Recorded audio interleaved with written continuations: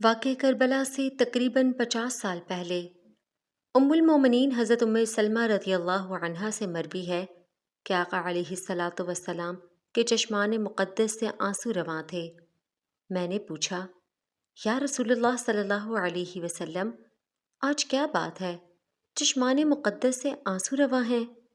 फरमाया, मुझे अभी अभी जिब्राइल खबर देकर गया है कि आपकी उम्मत आप सल्लल्लाहु अलैहि वसल्लम के इस बेटे हुसैन को इस सरजमीन पर कत्ल कर देगी जिसको करबला कहा जाता है। इस हदीस से वाज़ेह होता है कि गम हुसैन में रोना सुन्नत मुस्तफ़ा सल्लल्लाहु अलैहि वसल्लम है। तो जो लोग भी गम हुसैन में रोने को बिदअत कहते हैं, आप उन सब तक इस हदीस शरीफ को पहुँचाइए, क्योंकि ये एक ऐसा गम है कि जिसकी वजह से नबी करीम सल्लल्लाहु अलैहि वसल्लम के चश्मान मुक़द्दस से भी आंसू रवां हो गए थे।